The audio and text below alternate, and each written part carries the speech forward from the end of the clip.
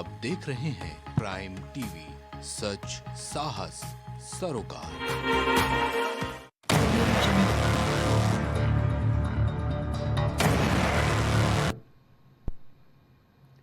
नमस्कार, prime TV के दर्शकों का बहुत बहुत स्वागत है प्राइम डिबेट में। मैं हूं संजय राजन। दरअसल देश के सबसे बड़े सूबे में सियासी हलचल अपना अलग ही मायने रखता है। अब देखिए ना, उत्तर प्रदेश में सत्तारूढ़ भारतीय जनता पार्टी में लोकसभा चुनाव परिणाम को लेकर एक के बाद एक रिपोर्ट का दौर जारी है। पहली रिपोर्ट आई 60 सदस्यों की, जिसमें कई ऐसे मुद्दे सामने आए जिसे लेकर पार्टी नेतृत्व मंथन के दौर में है। अब एक और रिपोर्ट की तैयारी है। माना यह जा रहा है कि इस रिपोर्ट में भी सरकार और संगठन के बीच बेहतर तालमेल को लेकर चर्चा की गई है। पेपर लीक से लेकर रोजी रोजगार और इंडिया ब्लॉक की तरफ से संविधान बदलने और आरक्षण समाप्त करने के नैरेटिव का भी जिक्र किया गया है। अब इसी सिलसिले को लेकर संघ की सक्रियता सामने आ रही है। सरकार और संगठन के बीच बेहतर तालमेल की कवायद अब संघ के स्तर पर भी होने जा रहा है। कल अहम बैठक है जिसमें संघ सहकार्यवाह अरुण जी के रहने की बात सामने आ रही है। मुख्यमंत्री योगी आदित्यनाथ के साथ दोनों डिप्टी सीएम, प्रदेश बीजेपी अध्यक्ष, यूपी बीजेपी प्रभारी के भी बैठक में रहने की बात कही जा रही है। दोस्तों, ये तो देखा जाएगा कि इस आखिर बैठक में क्या समाधान निकलता है, लेकिन इन सब के बीच मानसून का ऑफर देने वाले समाजवादी पार्टी सुप्रीमो अपने सारे सांसदों के साथ महाराष्ट्र पहुंच गए। लोकसभा चुनाव में देश की सबसे बड़ी तीसरी पार्टी का दर्जा हासिल करने के बाद अब समाजवादी पार्टी दूसरे राज्यों में पार्टी के विस्तार पर काम करने लगी है। दलित कार्ड खेलते हुए इंद्रजीत सरोज को महाराष्ट्र चुनाव संचालन की कमान अखिलेश यादव ने दे दी है। चैत्य भूमि जाकर बाबा साहब अम्बेडकर को पुष्पांजलि देने से लेकर सिद्धि विनायक मंदिर में दर्शन पूजन, सब एक भावी मिशन महाराष्ट्र का खाका है जो समाजवादी पार्टी की ओर से तैयार किया जा रहा है। यूपी में कांग्रेस का साथ उपचुनाव में बनाए रखने से लेकर महाराष्ट्र, हरियाणा, झारखंड तक सीट शेयरिंग की कांग्रेस रणनीति में समाजवादी पार्टी भी साथ है। दोस्तों, यानी कुल मिलाकर लोकसभा चुनाव से समाजवादी पार्टी के लिए तैयार बेहतर मंच का टीम अखिलेश पूरा फायदा लेने के राह पर चल पड़ी है। वाकई सूबे की सियासत से दिलचस्प है ही। अब इससे कौन किस पर कैसे भारी पड़े, यानी एनडीए और इंडिया ब्लॉक कौन किस पर कैसे भारी पड़े, आम सभा चुनाव के बाद भी वो खेल जारी है। चलिए आज हम इसी मुद्दे पर चर्चा करने वाले हैं एक बेहतरीन पैनल के साथ। तो निश्चित तौर पर चूंकि देश का सबसे बड़ा सूबा है उत्तर प्रदेश, यहाँ की जो सियासी हलचल होती है उसको लेकर के चर्चाएं पूरे देश में होती हैं। हाल ही में जिस तरह से प्रदेश राज्य कार्य समिति की बैठक हुई, उसमें तमाम तरह के ऐसे विरोधाभास नजर आए जिसको लेकर के लखनऊ से दिल्ली तक कहीं ना कहीं कंट्रोल करने की कवायद शुरू की गई। अब एक तरफ जहां भारतीय जनता पार्टी के बीच जो एक कहा जा सकता है कि अंतर्विरोध की स्थिति पैदा हुई है, उसको दूर करने के लिए संघ की सक्रियता बढ़ने वाली है, वहीं दूसरी तरफ समाजवादी पार्टी इस मौके का फ़ायदा लेते हुए अब दूसरे राज्यों में अपने पार्टी का विस्तार करने के मूड में है। चलिए, हमारे साथ हमारे खास मेहमान जुड़ चुके हैं। सबसे पहले उन मेहमानों से हम आपका परिचय करा दें, उसके बाद हम चर्चा की शुरुआत करेंगे। आशीष तिवारी हमारे साथ मौजूद हैं, बीजेपी का पक्ष रखने के लिए हमारे साथ स्टूडियो में हैं। आपका बहुत बहुत स्वागत है आशीष। प्रवक्ता समाजवादी पार्टी धर्मेंद्र जी भी हमारे साथ जुड़ चुके हैं। धर्मेंद्र जी, आपका भी बहुत बहुत स्वागत है इस चर्चा में। अंकुर सक्सेना राष्ट्रीय लोकदल के प्रवक्ता हैं, आपका भी इस चर्चा में बहुत बहुत स्वागत है। और वरिष्ठ पत्रकार सुनील त्रिपाठी जी भी हमारे साथ एक बार फिर जुड़ चुके हैं। जाहिर सी बात है, इस चर्चा को आगे बढ़ाने में हम सुनील त्रिपाठी जी का सहयोग लेंगे। चलिए आशीष, सबसे पहले सवाल आप ही से, चूँकि आपकी पार्टी से ही जुड़ा मामला है जो इन दोनों सुर्खियों में है हर स्तर पर। अखिलेश यादव का मानसून ऑफर हो गया, अब संघ की सक्रियता पूरे कवायद में देखने को मिल रही है। एक अहम बैठक होने जा रही है, एक रिपोर्ट भी जा चुका है। 60 सदस्यीय जो कमेटी गठित की थी, 15 पेज में 40,000 लोगों से बातचीत की गई थी, कार्यकर्ताओं को उसमें शामिल किया गया था। उसके बाद संघ की यह सक्रियता, क्या पार्टी में सब कुछ बढ़िया चल रहा है या कुछ भीतर खाने में सुगबुगाहट है? देखिए संजय जी, पार्टी में तो सब कुछ अच्छा चल रहा है जी। और भीतर घात या भीतर खाने कोई भी ऐसी सुगबुगाहट नहीं है। निश्चित तौर पर जो 2024 लोकसभा चुनाव हुए और उन चुनावों में जिस तरीके से भारतीय जनता पार्टी की सीटें सूबे में कम हुई, तो निश्चित तौर पर ये एक मंथन का विषय तो है और हम लोग उसी दिशा में आगे बढ़ रहे हैं। हमने अभी एक संगठन की बैठक करी, उसके बाद में चूंकि भारतीय जनता पार्टी आरएसएस की एक छोटी सी, मैं कह लूँ कि शाखा है, तो निश्चित तौर पर जो हम जिनकी शाखा हैं उनका भी हमारे ऊपर बिल्कुल एक अधिकार इस तरीके का है कि वो भी हमको ये बताएं कि कहाँ पर कमी रह गई, और उसी के मद्देनजर जो ये बैठक होने जा रही है जी, तो उसी के मद्देनजर ये बैठक है। और इसमें भीतर घात या इस तरीके का कुछ भी नहीं है। ये सिर्फ और सिर्फ चूंकि आप ये देखिए कि उत्तर प्रदेश में ही सीटें कम आई हैं, तो उत्तर प्रदेश में ही ये सारी चीज़ें हो रही हैं। किसी और सूबे में हुआ होता तो निश्चित तौर पर हम वहाँ पर भी ये कवायद कर रहे होते। तो ये भारतीय जनता पार्टी का एक रूटीन मामला है, अंदरूनी मामला है। आशीष, दरअसल उत्तर प्रदेश को आप हल्के में नहीं ले सकते हैं। आशीष, दरअसल उत्तर प्रदेश को आप हल्के में नहीं ले सकते हैं, क्योंकि राम मंदिर से लेकर के तमाम ऐसे घटनाक्रम रहे जो भारतीय जनता पार्टी के मुख्य एजेंडा में शामिल रहा है। तो कुल मिलाकर ये कहा जा सकता है कि उत्तर प्रदेश पर तो निगाहें सबकी होंगी ही, क्योंकि यहाँ से 80 लोकसभा सीटें थीं, उसमें क्या कुछ परिणाम रहा वो देखने को मिला। बिल्कुल निश्चित तौर पर संजय जी, मैं वही कह रहा हूँ कि यहाँ 80 सीटों में से जो हमारा एक आकलन था कि हम ज़्यादा से ज़्यादा सीटें यहाँ पर जीतें, लेकिन वो कहीं ना कहीं हमसे कहाँ पर चूक हुई, कहाँ गलती हुई।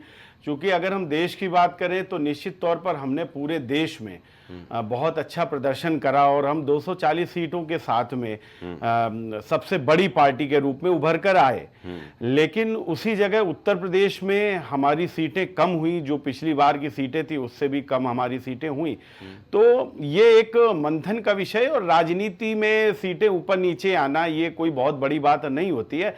लेकिन वो जब हमारी कम सीटें आई तो निश्चित तौर पर हमको ये तो देखना पड़ेगा ना कि ऐसा हुआ तो क्यों हुआ, हम में ऐसी कौन सी कमी रह गई, हमसे ऐसी कौन सी गलतियां रह गई, हम में कौन सी ऐसी चीजें छूट गई जिनकी वजह से हमको इस तरीके से इस स्थिति का सामना करना पड़ रहा है। तो अगर उसके ऊपर हम मंथन कर रहे हैं, उसके ऊपर भारतीय जनता पार्टी का संगठन काम कर रहा है, ये हमारा निजी मामला है। उसमें अगर संघ भी हमको ये बताने का काम करता है, चूंकि संघ भी हमारे लिए आपको पता है कि काम कर रहा है, हम संघ के लिए काम करते हैं, तो निश्चित तौर पर संघ हमको ये बताने की कोशिश कर रहा है कि यहाँ कहाँ कहाँ दिक्कत है। निश्चित तौर पर हम उन बातों को भी समझने का प्रयास करेंगे और ये देखेंगे कि जो हमसे गलतियाँ हुई हैं 2027 में वो गलतियाँ ना दोहराई जाएं, क्योंकि अभी तो ये लोकसभा का चुनाव था। विधानसभा के चुनाव में अगर ऐसी दिक्कत अगर चीज़ आएगी तो निश्चित तौर पर हमारे लिए सरकार में थोड़ा सा मुश्किल हो सकता है। तो अगर हम अपनी गलतियों पे काम करना चाह रहे हैं और उन चीज़ों को संभालना चाह रहे हैं तो मुझे नहीं लग रहा कि ये बहुत बड़ा कोई मुद्दा है या विपक्षी इससे बहुत खुश हैं। मुझे तो ये लग रहा है कम से कम हम जीतने के बाद में, सब कुछ करने के बाद में भी हम ये सारी चीज़ें कर रहे हैं। लेकिन मुझे हंसी तो उन लोगों पर आती है कि जो लोग न सत्ता में आ पाए, न उनकी बहुत अच्छा भागीदारी कहीं है, उसके बावजूद ये काम उनको भी अगर वो लोग करते, अगर जिम्मेदारी वो जनता के प्रति समझते तो वो करते। उन्होंने कोई जिम्मेदारी नहीं ली है, हम अपनी जिम्मेदारी लेते हैं और उसको सुधार करने का प्रयास कर रहे हैं। ठीक है, धर्मेंद्र जी आवाज आ रही है? धर्मेंद्र जी आवाज आ रही है आप तक? जी जी जी जी बिल्कुल। भाई आशीष जी के घर में सब कुछ ठीक चल रहा है, जहाँ कमियां हैं उसको दूर करने की वो कोशिश कर रहे हैं। आप लोग कभी मानसून ऑफर दे रहे हैं? केशव प्रसाद मौर्य जी का नाम तो नहीं ले रहे हैं, लेकिन इशारा उन्हीं की ओर था कि भाई 100 विधायक लाओ और सरकार बनाओ। दूसरी तरफ लगता है कि आप इन मुद्दों को तो भंजाने में कोई कोर कसर नहीं छोड़ रहे हैं, दूसरे राज्यों में विस्तारवादी नीति पर भी आगे बढ़ रहे हैं। संजय जी, हम एक राजनीतिक पार्टी हैं, स्वाभाविक सी बात है। पूरे देश में चुनाव लड़ने का हमें है कि पूरे देश में चुनाव लड़ेंगे और किसी भी राजनीतिक पार्टी की ये आवश्यकता होती है कि पूरे देश में लड़े। रही बात आशीष जी कह रहे थे भारतीय जनता पार्टी का अंदरूनी मामला, घर का मामला है, हम बिल्कुल किसी के घर में ताक झांक नहीं करते, लेकिन जब मामला बाहर आ गया, ये लोकतांत्रिक प्रक्रिया, लोकतंत्र में जब प्रदेश सरकार और केंद्र सरकार, इनका संगठन, इनकी सरकार, इनके उप मुख्यमंत्री, मुख्यमंत्री, इनके मंत्री, मुख्यमंत्री, इनके तो अभी देखिए किसी राज्य मंत्री का भी शायद आपके ही चैनल चल रहा है कि उन्होंने ये आरोप लगा करके कि उनके विभाग में बहुत बड़ा भ्रष्टाचार, इस्तीफा दे दिया। तो ऐसी परिस्थिति में एक अच्छे विपक्ष के नाते जो जनता ने हमें भूमिका दी है उसका निर्वाह करते हुए हम बिल्कुल कहेंगे कि अगर सरकार की लड़ाई में प्रदेश की जनता का अहित हो रहा है, विकास के काम ठप पड़े हैं, बुनियादी सवालों का कोई जवाब नहीं मिल रहा है, तो स्वाभाविक सी बात है कि जो भी आए, लोकतंत्र में अधिकार है, अगर जिसके पास संख्या बल होता है उसकी सरकार होती है। तो हमने ऑफर दिया है कि अगर कोई आना चाहता है तो 100 विधायक लेके आए और हम उनको समर्थन देकर सरकार बनाएंगे, कम से कम प्रदेश की जनता का भला हो जिसमें, क्योंकि इनकी लड़ाई में पूरा प्रदेश जल रहा है। पूरे प्रदेश को जो है देखिए, तमाम विभागवार देखिए, एक मुख्यमंत्री, उप मुख्यमंत्री जी है जो अपने नाम के आगे व्यग्र है, वो फटवाने के लिए उनके विभाग का ही नहीं पता है कि किस विभाग को चलाते हैं, न उस पर कभी वो बयान देते हैं। उनका सीधा टारगेट है किसी तरह से हमको बड़ी वाली कुर्सी मिल जाए, उप उनके नाम के आगे से हट जाए और उत्तर प्रदेश के मुख्यमंत्री बन जाए। तो इसमें चूंकि हमें जिम्मेदारी दी गई है कि हम जनता के सवालों को सदन से लेकर सड़क तक उठाएं, तो जनता के हित के लिए हमने कहा कि बिल्कुल हम ऑफर दे रहे हैं कि अगर 100 लोग आते हैं तो हमारे पास समीकरण होगा, संख्या बल होगा, उत्तर प्रदेश को एक अच्छी सरकार देंगे। दूसरी बात, भारतीय जनता पार्टी को इतिहास से सीखना नहीं चाहती भारतीय जनता पार्टी। देखिए, इतिहास में इसके पहले चाहे जर्मनी के अंदर रहा हो, आप बेहतर जानते होंगे इतिहास के बारे में, किस तरह से नाजीवाद ने पूरे जर्मनी को जला दिया, जातीय और धार्मिक आधार पर वहां के हिसाब से देश को बांटने का काम किया, घटनाएं हो रही थी, किस तरह से इराक के अंदर हुआ, साउथ अफ्रीका में डिस्क्रिमिनेशन रहा है। तो कम से कम भारत जैसे सहिष्णु देश में जो भारतीय और भारतीयता की बात होती थी, जहां वसुधैव कुटुंबकम की बात होती थी, सर्वे भवन्तु सुखिनः का नारा हमारे यहाँ दिया जाता था, मेहमान को भगवान का दर्जा दिया जाता है, तो ऐसे में कम से कम भारतीय जनता पार्टी के लोगों को कम से कम डिस्क्रिमिनेशन करने से बचना चाहिए था। लेकिन अब क्या बेशर्मी है कि लोगों का नाम और जाति देखे, क्या कोई छू लेगा। मैं एक चैनल पे था, बड़ा हमें दुख हुआ, भारतीय जनता पार्टी के साथी ने कहा कि कोई जा रहा है, अगर छू लेता है तो नहाना पड़ता है, उठना बैठना पड़ता है। अरे किस सदी में जी रहे हैं साहब? अब 21वीं सदी 22वीं सदी में आपको नहाना पड़ रहा है किसी इंसान के छू लेने से। आप अगर आपका धर्म दूषित हो जा रहा है तो तब तो ये तो बड़ी गंभीर बात है। इतना कमजोर नहीं है हमारा सनातन हिंदुस्तान की जो संस्कृति, इतनी कमजोर नहीं है कि भारतीय जनता पार्टी उसको शुद्ध करने के लिए लोगों का नाम और जात पूछ करके उनके सामने टैग लगवाएगी। क्या भारतीय सेना में वो जो तमाम रेजिमेंट का बैनर लगता है उस पर जरूर होगा, पूछा जाएगा सेना में, तुम मुसलमान हो, तुम हिंदू हो तो तुम यहाँ लड़ोगे, नहीं तो यहाँ से वापस जाओ। कारगिल के युद्ध में किसी से पूछा गया क्या पाकिस्तान के बॉर्डर पे पूछ के लगाया जाएगा? क्या चाइना के बॉर्डर पे पूछ के लगाया जाएगा? क्या ये बड़ी गंभीर बात है। कम से कम मेरे जैसे लोगों की राय ये है, इससे भारतीय जनता पार्टी को बचना चाहिए। हालांकि ये लोग वो लोग हैं, संजय जी, मैंने शायद आप चैनल पहले भी कहा था, ये लोग भटकाव में माहिर लोग हैं, मुख्य मुद्दों से ध्यान हटाने के लिए इस तरह की बातें करते हैं। इसमें कोई उत्तर प्रदेश सरकार का ही दोष नहीं है। चुनाव में आपने देखा होगा, इनके सर्वोच्च लीडर प्रधानमंत्री जी जहां 10 सालों के अपने कामों का ब्यौरा दे करके वोट मांगना था, लेकिन उन्होंने क्या किया? माँ से मटन, माँ से मछली, माँ से मंगलसूत्र से लेकर के मुजरा तक आए। कहे कोई भैंस खोल ले जाएगा तो होगी। कहाँ कह रहे थे कि पाकिस्तान, और कहाँ कह रहे थे कि ज्यादा बच्चा पैदा करने वाली कौम। तो स्वाभाविक सी लोग है, लेकिन नफरत का जो बाजार, नफरत का बीज जब बोते हैं तो उसकी फसल जो है निश्चित देश को नुकसान करेगी। धुआं कुछ घरों से अगर निकलता है तो शहर पूरा जल होगा। भाई, यही मैं कहता हूं कि यही समाजवादियों का चाल चेहरा और चरित्र है। आपने अभी इनके पूरे जो इन्होंने बयान दिया उसमें आपने देखा भटकाव की राजनीति कौन कर रहा है। भटकाव की राजनीति ये कर रहे हैं। इन्होंने कहा कि क्या चाइना के बॉर्डर पर नाम और जात देखकर लगाए। कहां पर भारत सरकार ने या कहां पर उत्तर प्रदेश सरकार ने यह कह दिया कि नाम और जात देखकर आपके साथ काम करा जाएगा। अगर आप कांवड़ की ओर बात कर रहे हैं तो निश्चित तौर पर मुझे बड़ा इस चीज का दुख है कि आप हिंदू होते हुए भी अगर आप हिंदू आस्था को नहीं समझते हैं, हिंदू रीति रिवाजों को नहीं समझते हैं, तो यह बड़ा कष्ट का विषय है। कांवड़ की अगर आप बात कर रहे हैं तो जो कांवड़िया है, देखिए यहां पर नाम और टैग क्यों लगवाया जा रहा है, उससे आप भटकाने की राजनीति समाजवादी पार्टी कर रही है। वो सिर्फ इसलिए करा जा रहा है क्योंकि कहीं ना कहीं जो हमारे यहाँ व्रत पूजन की विधि है, जो रीति रिवाज है, हम लोग नॉनवेज नहीं खाते हैं। यहाँ संविधान में सब कोई सब कुछ खा सकता है, हमको इससे कोई मतलब नहीं है कि अगर कोई हमारे दूसरे धर्म विशेष का व्यक्ति क्या खाता है क्या नहीं खाता। लेकिन दूसरे धर्म के विशेष के जो व्यक्ति हैं उनके यहाँ पर मांसाहार को बुरा नहीं मानते, हमारे यहाँ शाकाहार को अच्छा मानते हैं। जो कांवड़ है, जो पवित्रता के साथ में वो गंगा जल लेने जाता है, जिस पवित्रता के साथ में वो शिव भगवान के ऊपर उस जल को अर्पण करना चाहता है, आप क्या चाहते हैं कि वो ऐसे जगह पर खाना खाए या ऐसे जगह पर पानी पिए जहां पर वहां पर शुद्धता का मामला ना हो। अगर आप इस एक चीज से आपने बॉर्डर तक आपने बताने का प्रयास करा, ये बड़ा ही आपका निंदनीय बयान है। देखिए, ये जाति धर्म में आप इसको मत बांटिए। और दूसरी चीज मैं आपको बताऊं, दूसरी चीज, ये जो एक आदेश है, ये आदेश सिर्फ मुसलमान के लिए नहीं है, ये पूरे वहां के जितने भी दुकानदार हैं वहां के लिए। और सबसे बड़ी बात मैं आपको बताऊं संजय जी, कि वहां के एक भी दुकानदार ने, आप अपने किसी भी जो चैनल का जो वहां पर अपना पत्रकार है, आप वहां पर भेजकर सर्वे करा लीजिए, किसी एक दुकानदार ने इस आदेश की कोई भी ऐसा नहीं कहा कि नहीं ये हमारे ऊपर जबरदस्ती थोपा गया।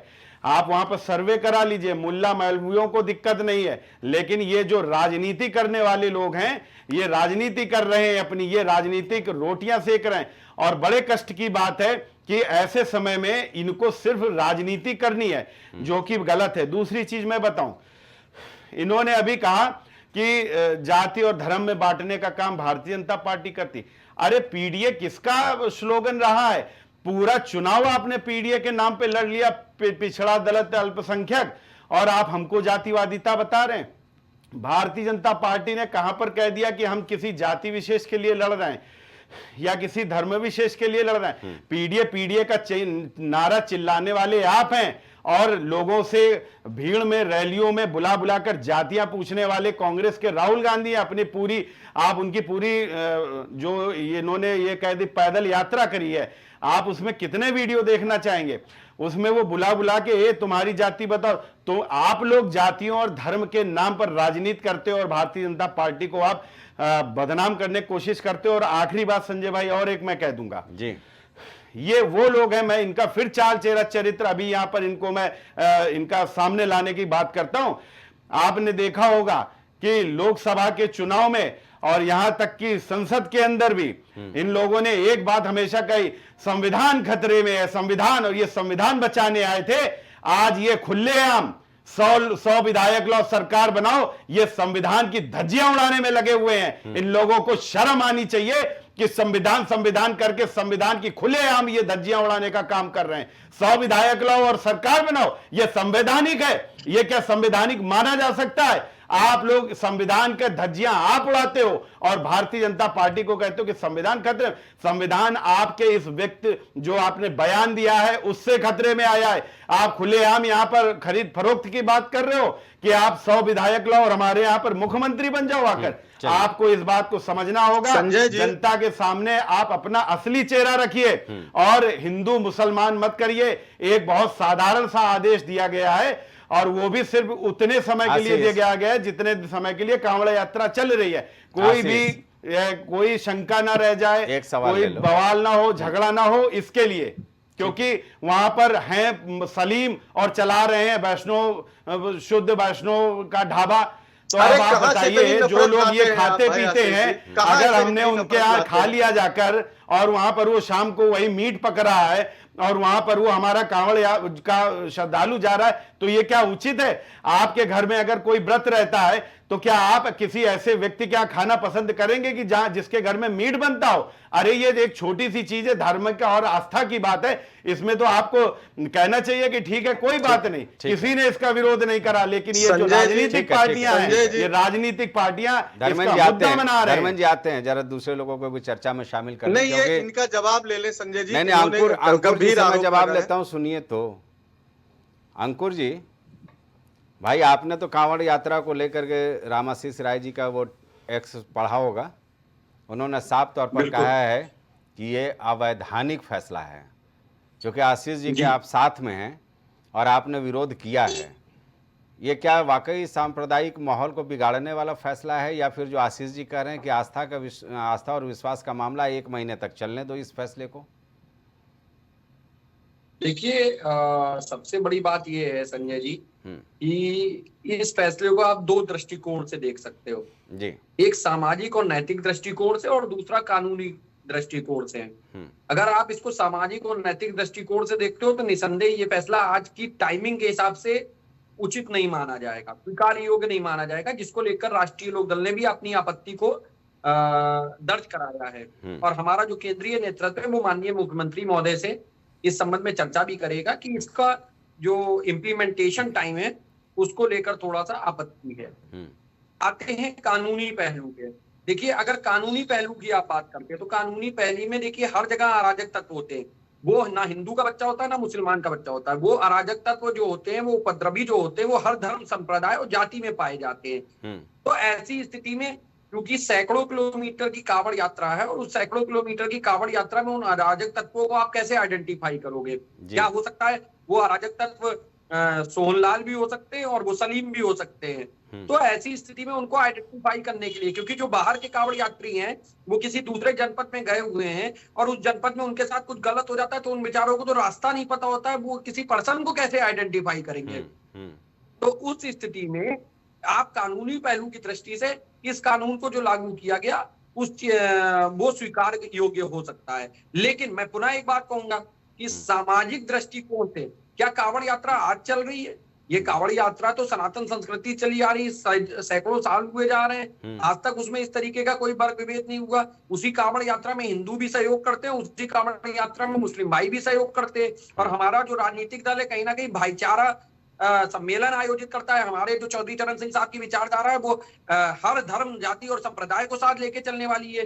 तो आपत्ति यहीं पर है कि इस तरीके का जो वर्ग विभेद किया गया है, जो एक वर्ग विशेष को इस बात का एहसास कराया गया या आभास कराया गया कि कहीं ना कहीं इससे उनके बिजनेस पे भी इम्पैक्ट आएगा, उनके व्यापार पे भी फर्क पड़ेगा और कहीं ना कहीं विरोधाभासी प्रवृत्ति का उदय हुआ है। तो हम लोग नहीं चाहते कि समाज में सद्भाव की भावना पे कोई प्रश्न चिन्ह खड़ा हो।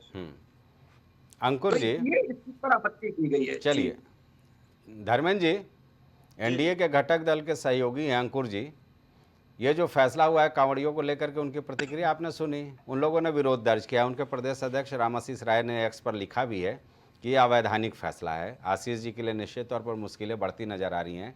संजय निषाद जी ने बुलडोजर को लेकर के सवाल खड़े कर दिया। अनुप्रिया पटेल ने एक पत्र लिख दिया।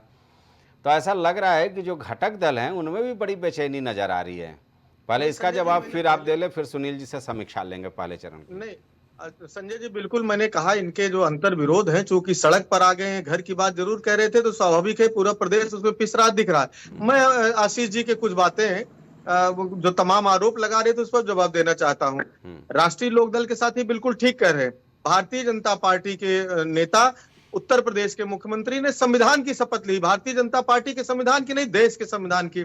और देश की संविधान की शपथ लेने के बाद जेंडर इक्वलिटी से लेकर के धर्म जात सब में डिस्क्रिमिनेशन करने का अगर काम कर रहे हैं, इस तरह के आदेश दे रहे हैं तो गैर ये अवैधानिक है, संविधान के अनुरूप नहीं है, संवैधानिक नहीं है। मैं दूसरी बात नहीं, अब सुन लीजिए, अब सुन ले, अभी जवाब दीजिएगा, सुन लीजिएगा। ये मैं आपको यहाँ करेक्ट करता चलूं, धर्मेंद्र भाई सुन लीजिएगा कि यहाँ पर ये एक धर्म विशेष के लिए आदेश नहीं है, ये एक आदेश दिया गया है, उसमें हिंदू भी है, उसमें मुसलमान भी है। तो इसको हिंदू मुस्लिम से क्यों जोड़ा जा रहा है, इसका जवाब दीजिए। मैं आपकी मानसिकता की बात, भारतीय जनता पार्टी के नेताओं की मानसिकता देखिए, कह रहे हैं किसी यही अस्पृश्यता छुआछूत के खिलाफ आंदोलन हुए और किस सदी में भारत को ले जाना चाहते हैं, जहां इसी देश में जब हम पिछड़ों और दलितों की बात करते हैं तो इनके पेट में मरोड़ होता है। आप मांसाहारियों के घर में आप भैया भोजन कर सकते हैं व्रत के समय, हम लोग नहीं कर सकते हैं।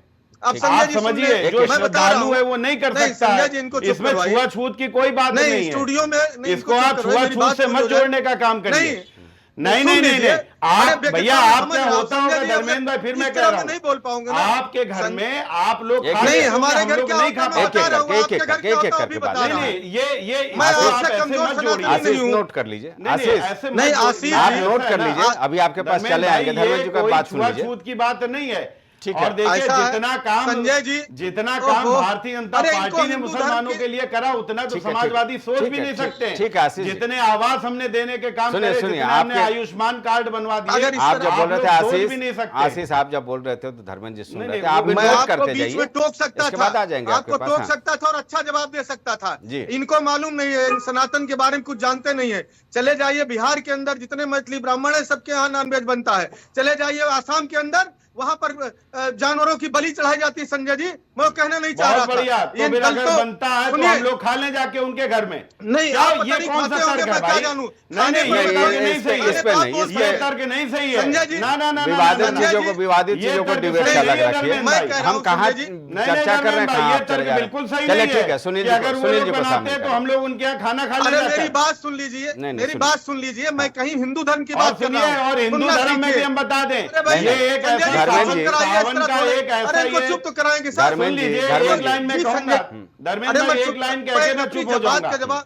एक आप लाइन जवाब ले ले, फिर आप दीजिएगा। धर्मेंद्र मौका भाई इनको एक लाइन दीजिएगा, कह के हमारी मैं बात चुप पूरी हो कर जाऊंगा। ले। आशीष जरा सुन एक लाइन अरे भाई, चलिए ठीक इस है। तरह डिबेट अब क्यों दोनों कर आप रहे लोग हैं शांत आशीष रहिए, जी? सुनील जी के अच्छा, पास चल नहीं, रहे, सुनील जी को हमारी चर्चा बात में पूरी हो शामिल कर जाने ले। दे। आप कहिए। हमारी बात पूरी सुनील हो जाने जी। दे, संजय जी, हाँ, हमारी बात पूरी हो जाने दे। जल्दी जल्दी। संजय जी प्लीज, हाँ। देखिए मैं खान पान की बात नहीं कर रहा हूँ। आप छुआछूत की बात कर रहे थे जात के आधार पर, इस तरह के, ये बात ठीक नहीं है। छूछूत मैं की आपको बात बताऊं, किसने हिंदू, करी है? आप गलत सुनिए। बात क्यों बोल रहे हैं? ओहो, फिर हमने जवाब खाने दे रहे हैं। पीने की बात करी, अरे भाई मैं आप अपना करेक्ट कर पूरा दे रहा हूँ। भाषण, अरे खाने पीने का और कैबिनेट के जो मिनिस्टर आप भी इस तरह मैथिली बयान ब्राह्मण आपके बता देते रहे हैं। हैं, दूसरे बताओ, वो लोग बताओ, बीच में मत कीजिए ना भाई, अलग अलग संस्कृति आप बीच में बोलेंगे, चाहे बीच में जितना बोलेंगे बड़ा तो ड्रिल हो मांसाहारी जाएगी, हो, कैसे वो मैं छोड़ बोल देता पाऊं? है। अलग अलग नहीं, नहीं। संस्कृतियों में अलग अलग परंपरा है, उसको चर्चा भाई, में ना उसको लाएं, मत उसको आप मत यहाँ लाइए। संजय जी, हाँ, वो कांवड़िया यहाँ कांवड़िया controversy हो गई। मांसाहारी नहीं है, आप ये मत बोलिए। धर्मेंद्र जी, आप ये बिल्कुल मेरा मत एक कहने का प्रयास ठीक है, करिए। आशीष रुक जाइए, नहीं, मैं आप सवाल फिर ले रहा हूं। आप लोग झूठ और धर्मेंद्र जी, भटकाव मैं कह रहा हूँ हिंदू धर्म में मैथोलॉजी में अगर इनको ज्ञान होता तो इस तरह का आरोप न लाते। धर्मेंद्र गीता जी, में एक- भगवान एक बात- कृष्ण ने एक कहा सवाल मेरा ले ममैव लीजिए। वांसो जीव धर्मेंद्र लोके जी- जीव भूता सनातना।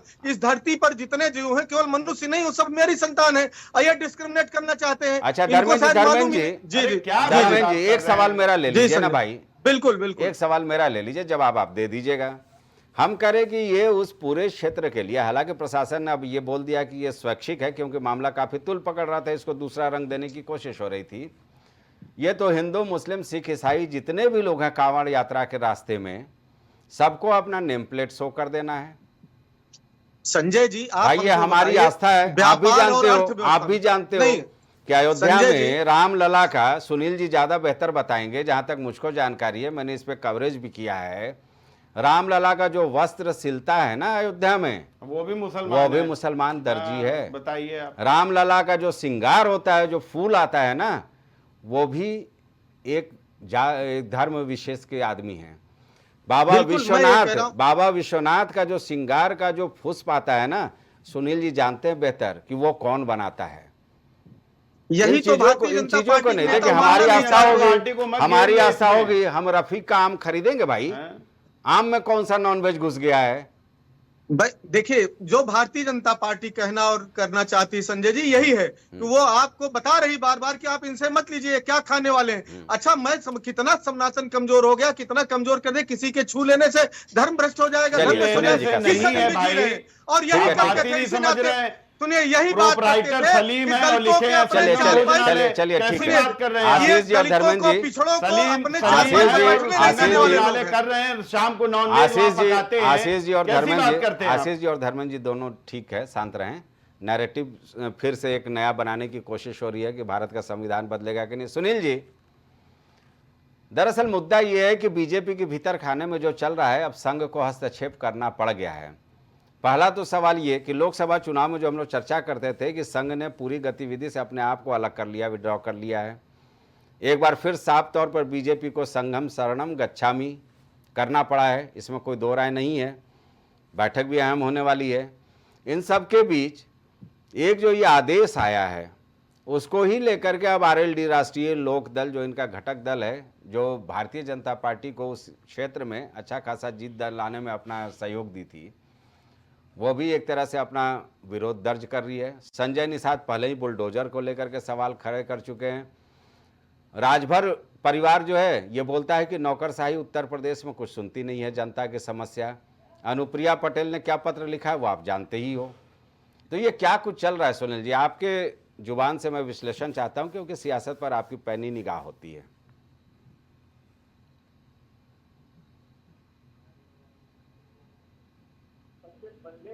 बदले पक्षी हवा से पहले अपना रूप बदल लेते हैं। ऐसे ही छोटे छोटे जो राजनीतिक दल हैं वो जरा सा बड़े दल के साथ कहीं कोई दिक्कत पैदा हुई तो सोच लेते हैं कि मेरा हाल क्या होगा। देखिए अभी जो चुनाव हुए संजय जी, छोटे दलों को भी कोई विशेष महत्व नहीं मिला और न बहुत छोटे पा सके। तो उनको ये लग रहा है कि अगर कहीं यही हाल बीजेपी के साथ रह के रहा तो जो मेरा थोड़ा बहुत वोटर बचा भी है वो भी खिसक जाएगा। संजय जी मेरी आवाज रिपीट हो रही, क्यों हो रही है? सुनील जी की आवाज ठीक कीजिए भाई। मेरी आवाज रिपीट हो रही है जी, ठीक है। तो संजय जी छोटे छोटे दलों को अभी भी आवाज रिपीट हो रही है। सुनील जी की आवाज ठीक की जाए, मैं अपने सहयोगियों से कहता हूं सुनील जी की आवाज ठीक की जाए।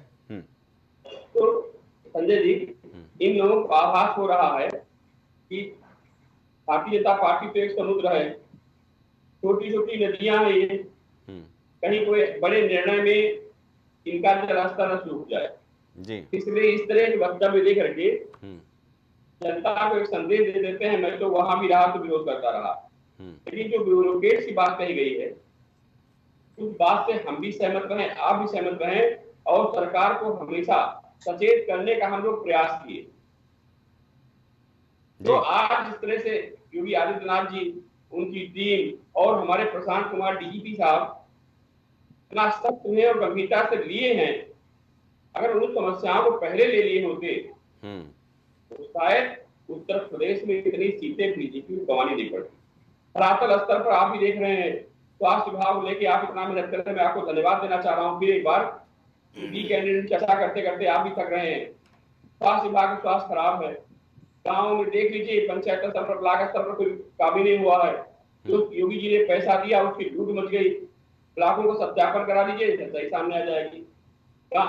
आपने एक्सप्रेस वे बनवाए, लेकिन गांव की जो गरीबों की सड़कें थी वो आज भी उसी तरह से विकास से मुमताज है।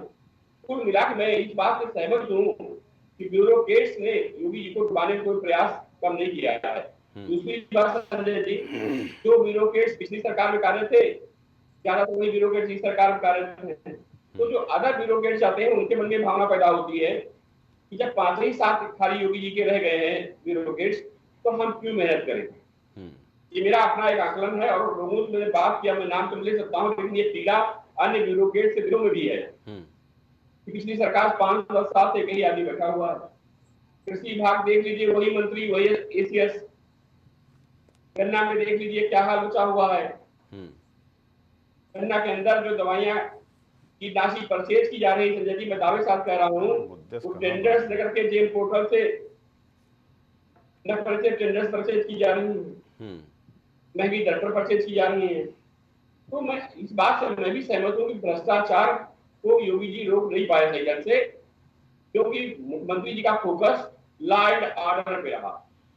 और law and order Uttar Pradesh में भले कोई कहे, लेकिन मैं व्यक्तिगत मानता हूँ कि योगी जी जैसा और मायावती जी जैसा ही मुख्यमंत्री इस प्रदेश को चाहिए लॉ एंड ऑर्डर के मामले में जी। और जो हमारे मित्र भी कह रहे संजय जी कि धर्म और जात की राजनीति नहीं करनी चाहिए, मैं बड़ा निवेदन साथ कहना चाह रहा हूँ कि जिस समय आप प्रत्याशी का चयन करते हैं, चाहे किस पार्टी लोग हों, सबसे पहले देखते हैं उस क्षेत्र में उस जाति के कितने लोग हैं।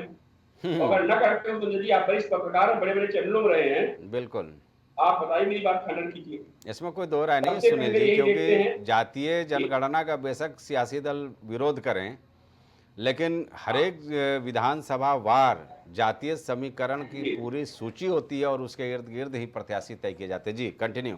तय किए जाते हैं।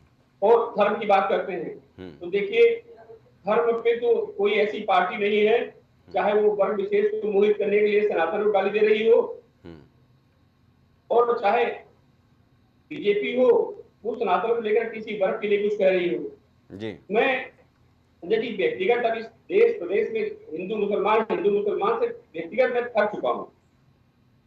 अब आप विकास की बात कीजिए, सहयोग की बात कीजिए, लेकिन देखिए अभी योगी जी ने ये जो आदेश किया है कांवड़ यात्रा को लेकर, मैं इसको व्यक्तिगत बुरा नहीं मानता हूँ। मेरे साथ भी एक डिबेट में व्यापारी नेता, व्यापार मंडल के प्रदेश अध्यक्ष बैठे हुए थे, उन्होंने भी इस बात को स्वीकार किया है राष्ट्रीय चैनल पर कि कोई इससे किसी वर्ग को, व्यापारी को नुकसान नहीं होने वाला है। योगी जी ने उसमें ये नहीं कहा है कि कांवड़ यात्रा में त्रिपाठी जी बैठेंगे, मिश्रा जी बैठेंगे, ठाकुर साहब बैठेंगे और हमारे जाटो जी नहीं बैठेंगे, हमारे खां साहब नहीं बैठेंगे, हमारे कुरैशी साहब नहीं बैठेंगे। उन्होंने एक आदेश दिया है कि भाई हमारी यात्रा कांवड़ यात्रा निकलती है, कुछ लोग वर्ग विशेष के फूल बरसाते हैं, कुछ वर्ग विशेष के लोग ईंटा बरसाते हैं। ऐसा भी संजय जी देखा होगा आपने। बिल्कुल। तो जो ईंटा बरसाते हैं उनका नाम पता चला, ठेला लिए बैठे हैं और आपसी भाईचारे को खत्म करने के लिए 2 ईंटें फेंक दिए वहां से, निकल गए वहां से और कांवड़ यात्रा दंगे की यात्रा बदल गई। तो कम से कम जो ईंटा पत्थर फेंक रहा है उसका पता तो है कौन है वो, क्या पता उसका है। हम लोग यात्रा करते हैं संजय जी, देखिए चाहे एयरवेज की यात्रा हो चाहे ट्रेन की यात्रा हो, सब में हमारा आधार कार्ड लेता, क्यों लेता है जी? कि अगर हमारे साथ कोई दुर्घटना होती है तो एक साक्ष्य रहेगा कि त्रिपाठी जी थे, और अगर त्रिपाठी कोई गलत काम करते हैं ट्रेन में तो त्रिपाठी जी पकड़े भी जाएंगे कि हाँ ये उनका आधार कार्ड है, ये उनका पता जी। विपक्ष हवा दे रहा है कि हिंदू मुसलमान में दारू साथ कर रहा हूँ, ऐसा कुछ नहीं है। जो आपने मुद्दा उठाया संजय जी, बहुत अच्छा मुद्दा उठाया कि भगवान राम के वस्त्र कौन सिल रहा है। अयोध्या में आप जाइए, खड़ाऊ कौन बना रहा है? उस बनाने वाले पीड़ा नहीं है, वो हमारा मुस्लिम भाई है, आराम से बना रहा, अपना रोजगार पा रहा है जी।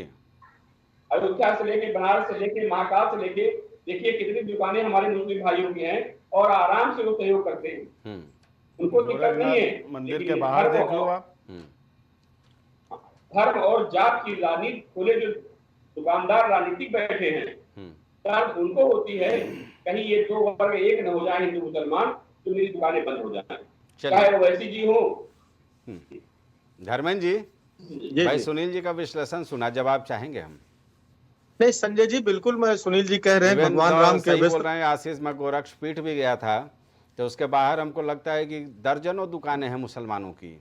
मैं क्या कह रहा हूँ संजय जी, आप देखिए आशीष जी भारतीय जनता पार्टी के साथी किस तरह से कह रहे हैं किसी के छूने से जो है विधर्मी हो जाएंगे, इनका धर्म जात नहीं दे। आप वैष्णो देवी संजय जी अब सुन लीजिए, अभी आप बताइएगा। मैंने छूने से अगर एक भी बार कहा हो तो मैं अभी डिबेट छोड़ने को तैयार हूँ। आप गलत नैरेटिव मत सेट करिए भाई, गलत नहीं, संविधान नहीं बदला जा रहा है। सवाल है आपसे आशीष जी, आप इनको संजय जी चुप करवाइए, आशीष भाई को। आशीष भाई समय आप बोलिएगा। आप देखिए माता वैष्णो देवी के दरबार जाइए तो क्या जिस घोड़ी पे बैठ के जाते हैं या कंधा लगा के जाते हैं, वहाँ सेवा करने वाले वहाँ किस जात धर्म कोई पूछता है?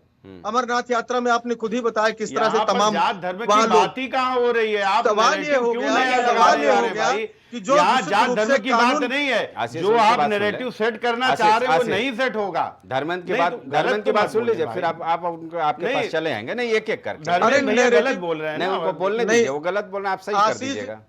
आशीष जी नैरेटिव कौन सेट कर रहा है? इसको पूरा प्रदेश और देश देख रहा है। आपके सहयोगी दल देख रहे हैं, उनको समझा दीजिए। मुख्तार अब्बास नकवी ने ट्वीट किया, उनको समझा दीजिए। आरएलडी के साथ सबकी अपनी मानसिकता है, सबके अपने बोलने का।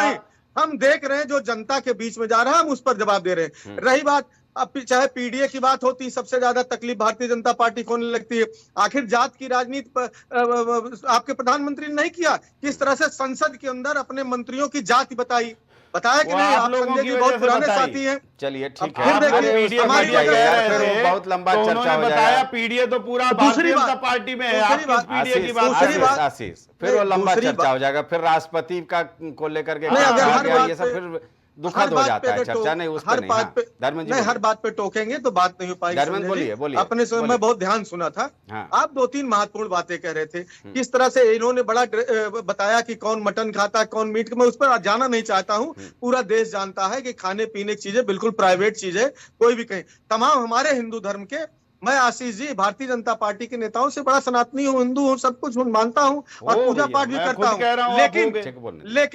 लेकिन तमाम हमारे मंदिर ऐसे हैं जहां पर बलि भी होती है संजय जी, प्राइवेट रूप से, आप भी जानते हैं मैं भी जानता हूं।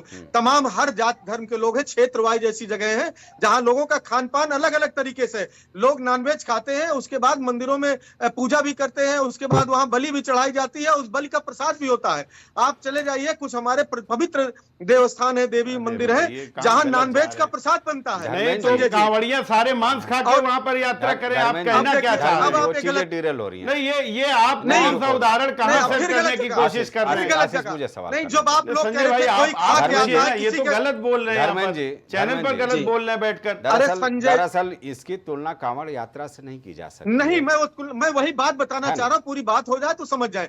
मेरा ये कहना है कि ये कह रहे थे कि किन्हीं के घर में नॉनवेज बनता है, किसी रास्ते में आप कह देते हैं कि पूरे रास्ते के दौरान शुद्धता बनाए रखने के लिए, पवित्रता बनाए रखने के लिए कोई न नॉनवेज की दुकान रहेगी न कोई नॉनवेज का होटल रहेगा, वो बात समझ में आती। लेकिन आप कह रहे हैं कि नाम और जात का हो सकता है। अगर हम ये कह देते धर्मेंद्र भाई तो फिर हम जरूर इस तरीके के जो आप हमारे लिए नैरेटिव सेट करना चाह रहे हैं तब ये सेट होता। हमने ये नहीं कहा, हमने कहा खाली आप अपना लगा लो बाहर, नाम और नंबर लगा लो, जो वहां श्रद्धालु होगा वो खुद ही देख लेगा। अब वहां पर सलीम जो है वो संगम भोजनालय खोले हुए हैं, कृष्णा ढाबा खोले हुए हैं, तो वहां पर कांवड़िया को तो नहीं पता है, वो वहां पर जाकर बेचारा खा रहा है, तो वो कहीं ना कहीं धर्म भ्रष्ट हो रहा है होने के लिए दुकान के नाम वो बात कर रहे हैं। किस कानून में है कि कोई ये नाम नहीं रखेगा? ये किस कानून में है, जरा उस कानून को अरे तो जीएसटी के भी अगर कानून की बात कर रहे हैं तो जीएसटी में ये प्राविधान है कि हर एक को अपना प्रोपराइटर का नाम, नंबर और जीएसटी नंबर बाहर लिखना है। तो आप अगर कानून का भी माने तो कानून के हिसाब से आप लिख दें, आप छोड़ दीजिए सारी बात। अगर आपको कानूनी बात करनी है तो ठीक है। जीएसटी में ये नियम है, आया है क्या? ये परसों आया है, परसों जीएसटी का कानून नया आया है क्या? कोई आया हो तो आप कानून बता रहे हैं ना। नहीं, वो ये नहीं कह रहे हैं, वो जीएसटी फॉर्म में भरना होता है डिटेल, ऐसा नहीं है कि वो हाँ भाई ये तो स्वाभाविक सी बात, हर कोई जान रहा है। मेरा कहना इतना है कि कोई नाम रोकने के लिए धर्मेंद्र जी छोड़िए, भावनाओं को छोड़िए, मिशन महाराष्ट्र पे कुछ बोल दीजिए महाराज। आज तो अखिलेश जी वहां गए हैं। भाई कोई भी राजनीतिक पार्टी है, हम राजनीतिक पार्टी है, देश की तीसरी सबसे बड़ी पार्टी संसद के अंदर है। हमको भी अपने पार्टी का स्टेटस बढ़ाना, राष्ट्रीय पार्टी बनाना। हमारे पास हर राज्य में आदरणीय अखिलेश यादव चाहने वाले हैं, नौजवानों की बड़ी फौज है। पूरे देश में लड़ेंगे, जहां हमारे नेता तैयारी करेंगे, जिन क्षेत्रों में तैयार रहेंगे वहां मजबूती के साथ इंडिया गठबंधन के साथ चुनाव लड़ेंगे और पार्टी का विस्तार करेंगे। चलिए, ये तो अच्छी बात है। आशीष से भी पूछ रहा। आशीष, क्योंकि 3 राज्यों की बात कर लेते हैं, वेस्ट बंगाल, महाराष्ट्र और उत्तर प्रदेश, यहाँ आपको मुंह की खानी पड़ी है। भाई जाहिर सी बात है, जो आंकड़ा है 2014 में आप 71 सीटों पर, 2019 में 62 और 2024 में 33 सीटों पर सिमट गए। विचार तो आपको करना पड़ेगा, क्योंकि महाराष्ट्र में भी बड़ी चुनौती देने के लिए इंडिया ब्लॉक तैयार है। बिल्कुल संजय भाई, मैं आपको कह रहा हूँ, बिल्कुल चुनौती हम स्वीकार कर भी रहे हैं। लेकिन मैं एक बात आपको जरूर बता दूं, इंडिया गठबंधन जो इंडिया गठबंधन है, ये इंडिया गठबंधन 2027 में नहीं रहेगा। ये आज आप लिख के रख लीजिए।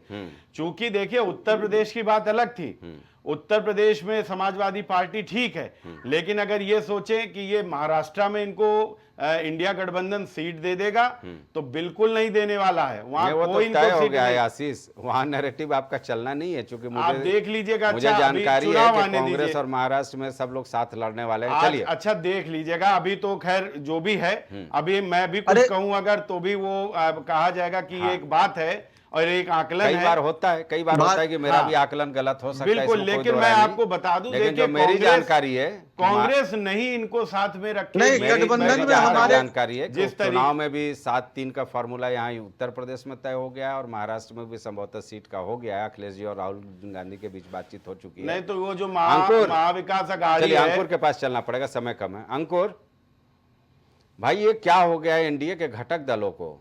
अब आप मुद्दों पर घेरने लगे हैं अपनी ही सरकार को।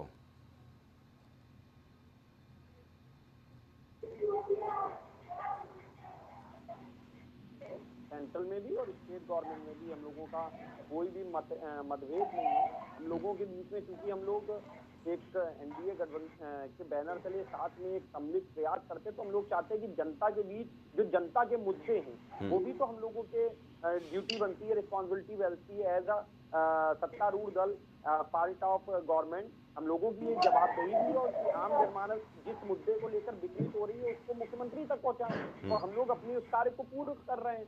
हम लोग आम जन भावनाओं को माननीय मुख्यमंत्री तक पहुंचा रहे हैं। तो इसमें आप अगर ये सोच रहे हैं कि एनडीए के घटक दलों में कुछ गलत चल रहा है या कोई डिस्प्यूट है, तो ये बिल्कुल अंकुर जी, नकार दीजिए। अंकुर जी, जहाँ तक मुझको जानकारी मिली है कि इस उपचुनाव में आप लोगों को कोई सीट शेयरिंग नहीं होने वाला है, इसीलिए संजय निषाद जी का भी बयानों का दौर जारी है।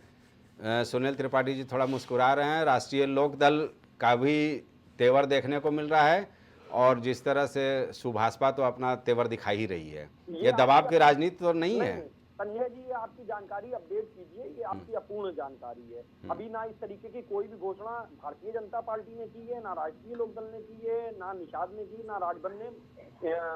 एक शब्द में कहे तो एनडीए की तरफ से इस तरीके की कोई भी घोषणा नहीं की गई है कि 10 की 10 उपचुनाव सीटों में कौन किस सीट पे लड़ रहा है। जब प्रत्याशी घोषित हो जाए तब आप इस बात को रख सकते हैं। आज चलिए, ठीक है, ठीक है। प्रत्याशी घोषित नहीं किया गया। इवन मीरापुर की सीट को लेकर तो हमारे माननीय जो कैबिनेट मंत्री, चलिए, ठीक है, समय यहीं तक इजाज़त देता था। तो जाहिर सी बात है, सारे मेहमानों का बहुत बहुत शुक्रिया, क्योंकि वक्त कभी रुकता नहीं है और सियासत में भी यही देखने को मिल रहा है। हर घड़ी नया कदम, नया सियासी स्टंट सूबे की सियासत में देखने को मिल रहा है। दिलचस्प है यहाँ का सियासत और सियासी माहौल। इस तरह के चर्चा को लेकर हम आपके बीच आते रहेंगे। फिलहाल मुझे दीजिए इजाज़त। नमस्कार।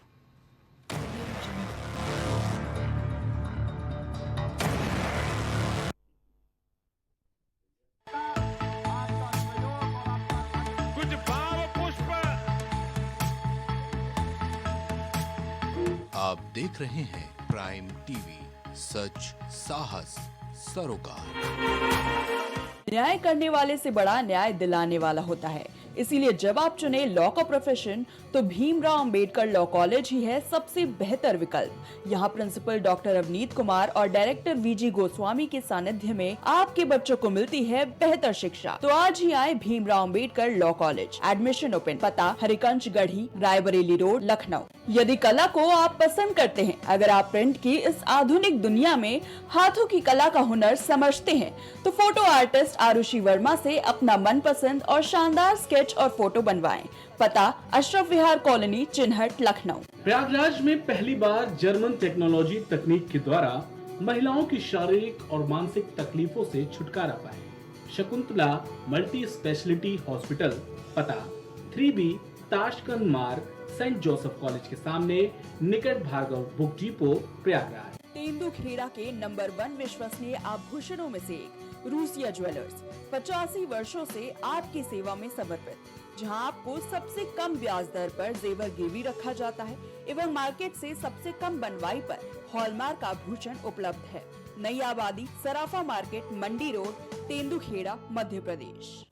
आपका स्वास्थ्य हमारी जिम्मेदारी। बेहतर इलाज वो भी अनुभवी डॉक्टर्स के साथ। भारत हॉस्पिटल, जहां मिलती है आपको बेहतर हेल्थ फैसिलिटी, 24 घंटे इमरजेंसी वार्ड की सुविधा। Doctor Alam Khan consultant physician, doctor Tammar Ali consultant physician. पता तहसीनगंज चौराहा, हरदोई रोड, लखनऊ।